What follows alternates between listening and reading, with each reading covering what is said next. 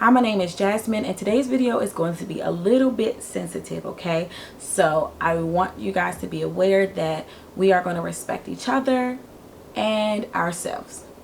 So today's video is going to be about early and late pregnancy loss. No one likes to cover this, okay, because it is such a sensitive and emotional topic for a lot of people. Healthcare providers, parents, family members, siblings, everyone included struggles with this topic. I am a registered nurse and I've worked in my field for about 4 years now. I have moved around within my department and I've seen all stages of early and late pregnancy loss. So per definition, early pregnancy loss is a loss of a fetus before 20 weeks, okay? Late pregnancy loss is a loss of a fetus after 20 weeks. And a lot of times we call it a miscarriage when it's called early or considered early, and we call it a stillbirth when it's considered, or a stillborn when it's considered a late pregnancy loss. Okay, both are equal in nature as far as coping and effect that it has on a family and friends. But no matter the gestational age, a pregnancy loss can be painful for most families.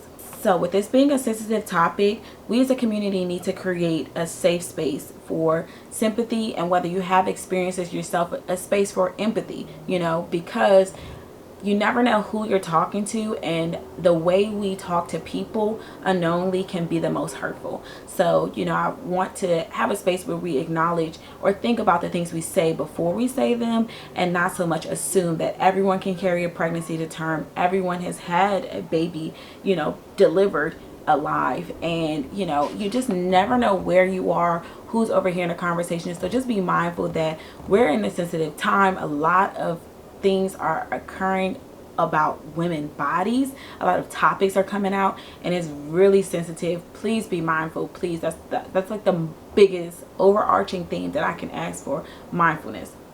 The thing that I do want to confirm is that your feelings and emotions can change at different times, right? And you can re-experience previous emotions, and that's okay. That's normal. Also, your emotions may be different from someone else's, specifically your partners or your family members, or the people that knew you were carrying. Everyone reacts differently to the same situation. Common feelings regarding pregnancy loss can involve shock, confusion, relief, low self-esteem, denial, anger, guilt, frustration, sadness, depression, and physical symptoms related to hormonal changes. You may not feel them all. You may feel just some, and they may not come in a particular order, but those are common feelings that people associate with when they are touched by this experience.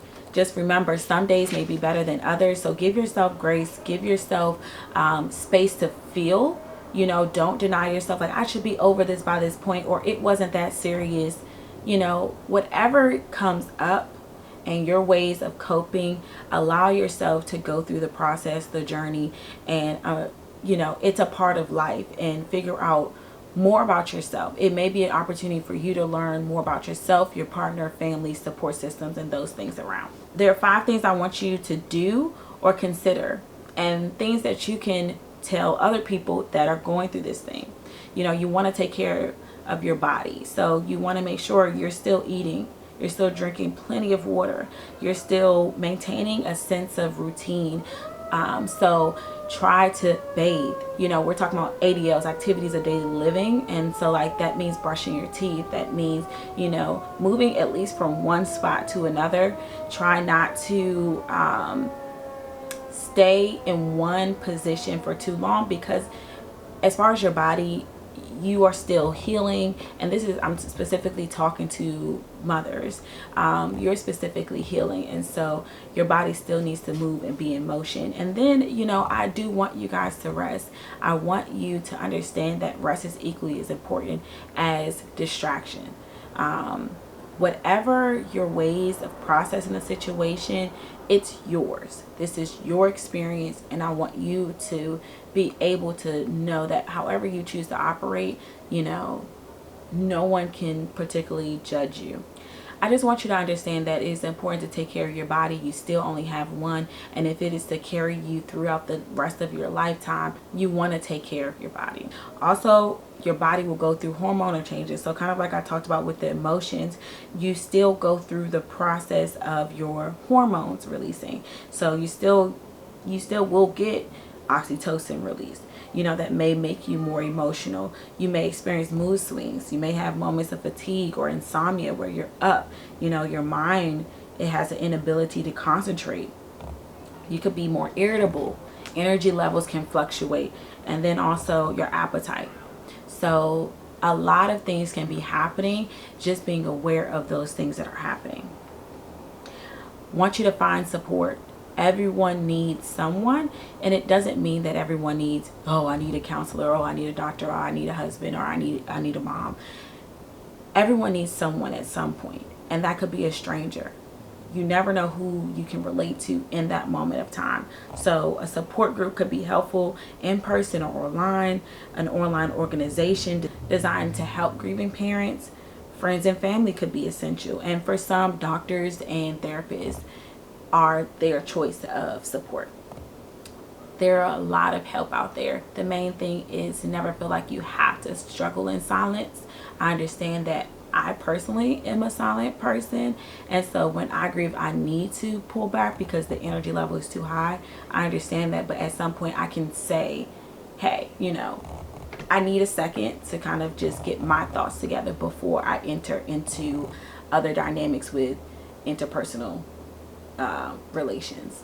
Communicate. So communicate your needs and be specific. So like I just said, if you need time to yourself, like, hey, give me a second, like I just need to chill out over here by myself, I need to go take a walk alone. Write it down. If you don't want to write it down, you can do like I'm doing, record yourself. I don't know what works best for everyone, but you can try different things to see what is most helpful and make you feel good. And tell people when you want to talk.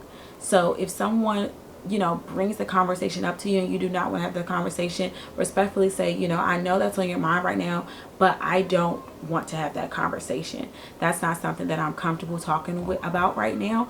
Or if you want to have the conversation, say, hey, this is kind of on my mind and I've been thinking about it. Do you mind if I just release and just say some things? I'm not really looking for feedback, but I'm looking to kind of just clear my plate a little bit. And then the last thing is take care of your mind and spirit. So if you are religious and you believe in prayer, if you are into meditation, if you're into exercise, be mindful that your mind can control how you feel. Also, your mind can give you physical manifestations of things as well. So be mindful of what you're feeding your mind. So I said take care of your body, but feed your mind also. As a nurse, I have made memory boxes for parents that have lost a child or children. Here are some of the things that can be included in memory boxes. It doesn't have to be your nurse that makes one. It can be you or a family member or friend. You can give someone a memory box. Also, if you are gifting someone a memory box, please ask permission.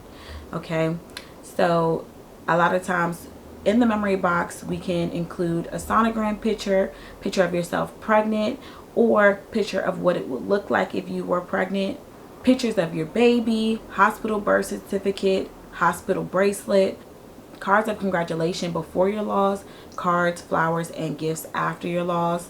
A lot of times, this is my favorite, we do footprints and handprints on paper, permanent hand and footprints. So they have clay that you can use to mold. Crib cards, comb, or measuring tape. We oftentimes will give a parent a baby hat or a baby blanket to keep and take home with them. Naming ceremony or baptism booklet. And these are other ways that don't necessarily involve sensitive information, or say if you don't want to keep a box in your house or you don't want to be continuously reminded, you could plant a tree, a garden, create a bracelet or jewelry, keep a journal, or make donations to a charity that supports parents that have experienced a loss. There are a lot of organizations that exist nowadays, so you don't have to struggle alone. I just want to say thank you for staying the entire video. I know this is a very sensitive topic, but it is a reality for a lot of people. Like I asked in the beginning, just be mindful of how you speak to people. You never know who's going through what, and you don't want to assume. And so I just want to tell you guys, love yourself and try to love others. Okay, until next time, I'm Jasmine and I'm signing off.